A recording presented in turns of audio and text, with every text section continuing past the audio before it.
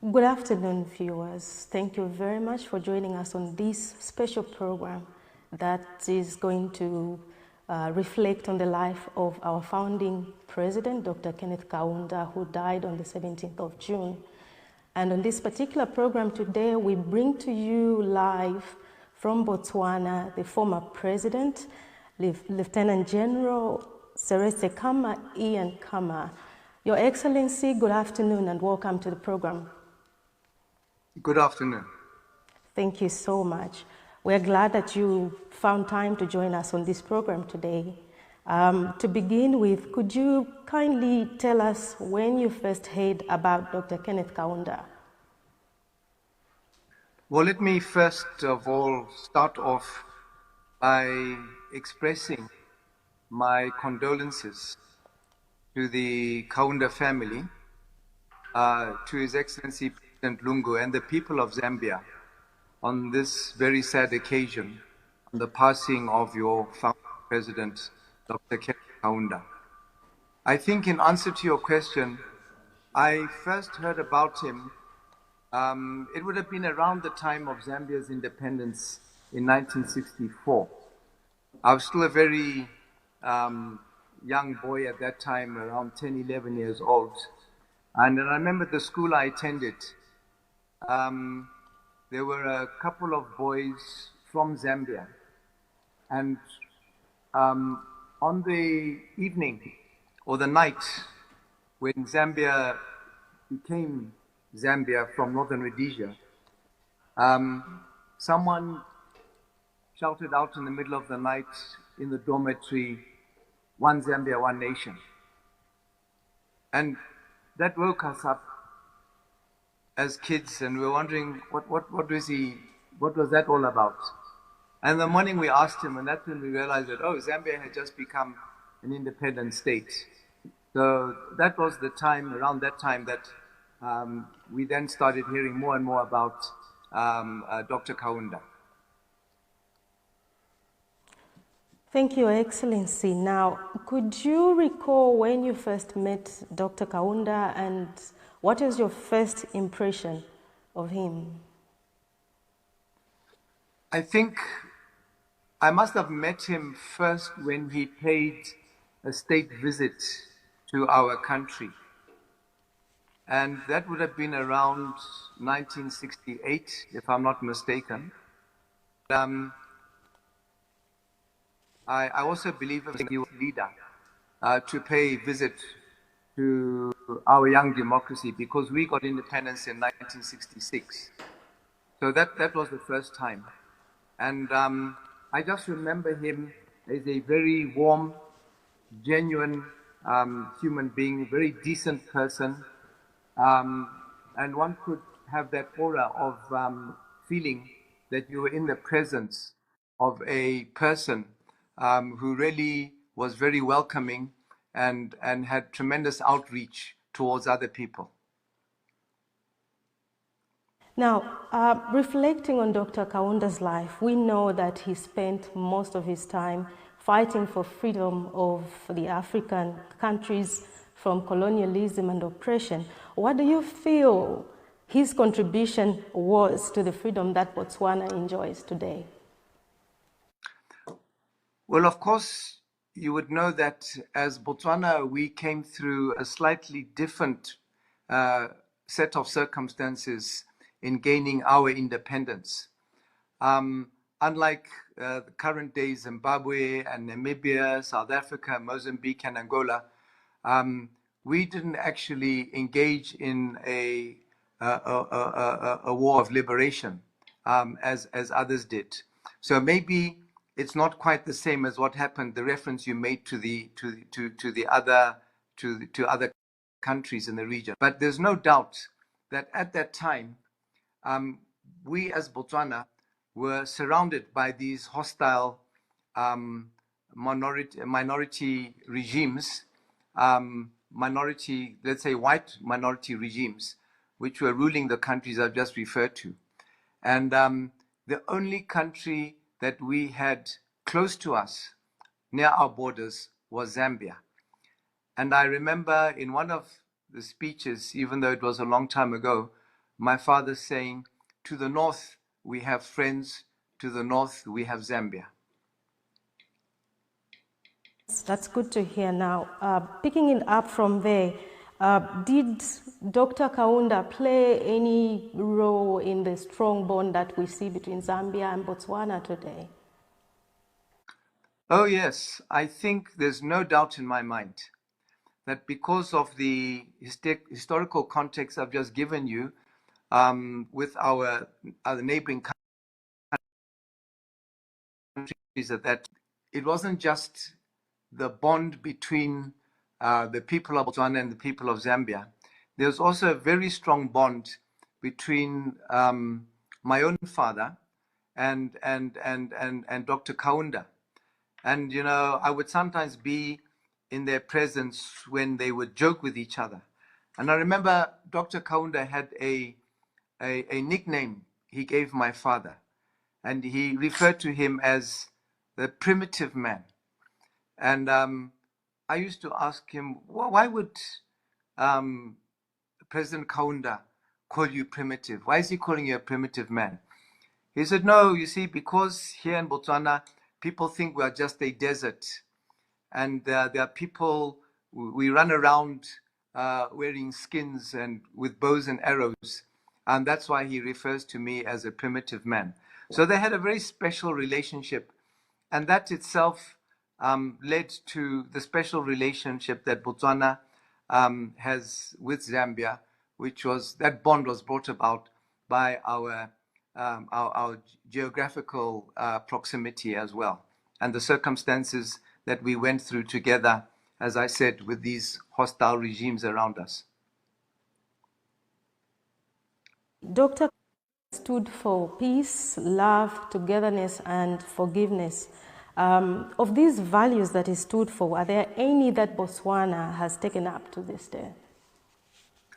Well, we too in Botswana would like to believe that we have the same values which have been incorporated in our culture and traditions over many, many generations. And one of the things that I think brought us together as well was that we had that in common. And it also served to cement the bonds that I've just referred us between our people and the people of Zambia.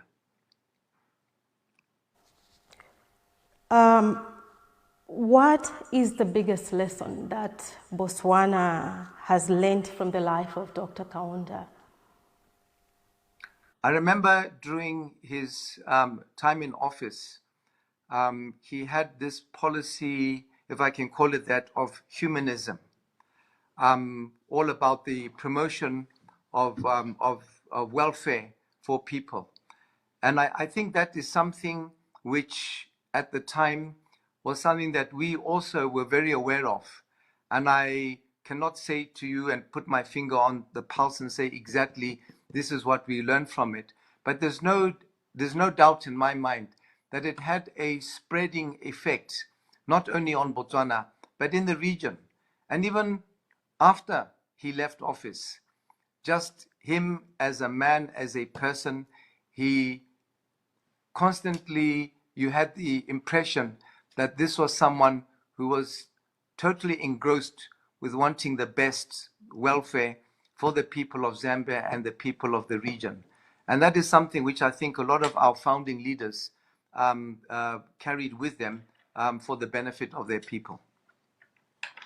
Your Excellency, we are speaking about a man that contributed so much to the liberation of Africa. He touched so many lives.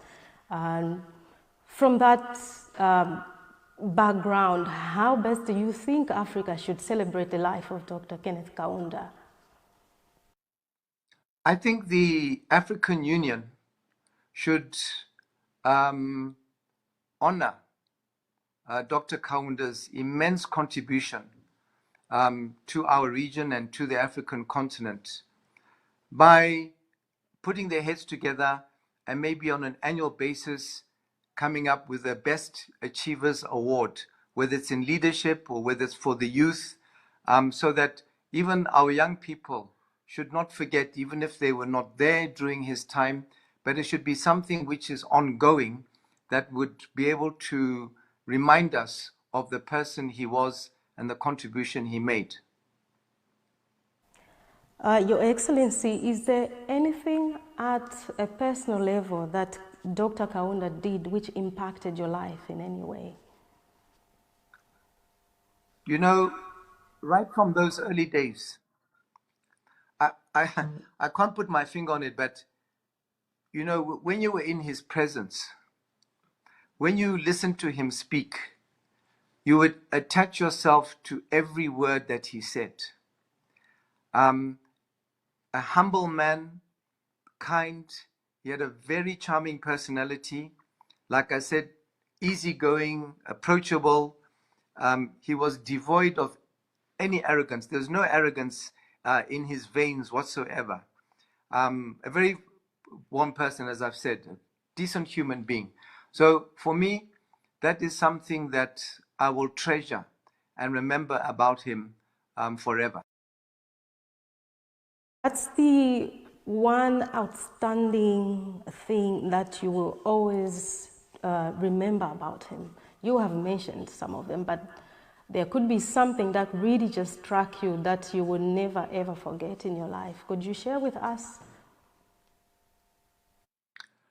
Well, I think beyond what I've said, I cannot put my finger on one instance, because your founding president was almost on a day-to-day basis. Every time I had, whether it was in contact with him, if I watched him on television, if I saw him officiating, being on state visits, it was just an ongoing aura of the man that one would remember.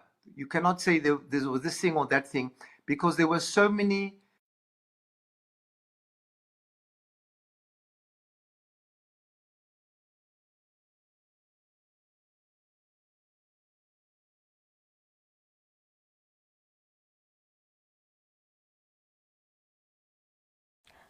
Lastly,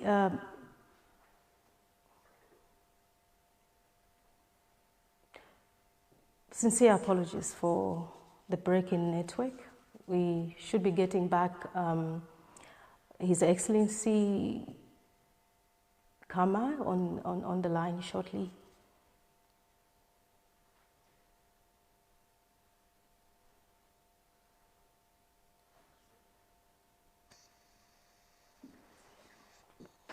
Thank you very much.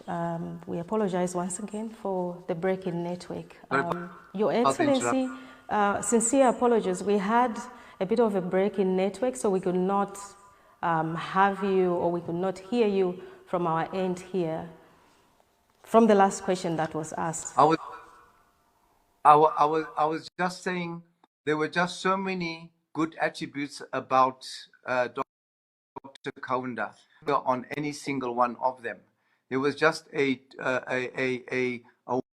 wide range of things that he did for his people, for the region, and for me, I just would like to remember him like that.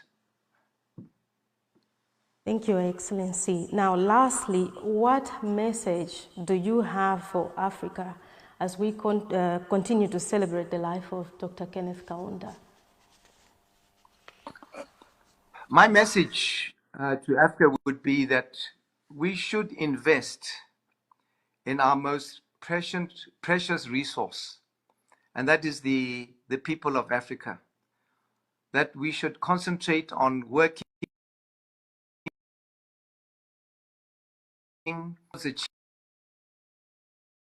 our many differences, whether they are national, tribal, religious, or status, to divide us from what we can achieve in this regard. Welcome to News Yapaze, the #1 channel. Thank you so very much for watching News Yapaze. And do me a favor, if you're new to this channel, please subscribe to News Yapaze. And do not forget to hit the notification bell so that each and every time we post new videos, you'll be the first one to be notified. Thank you so very much for watching News Yapaze.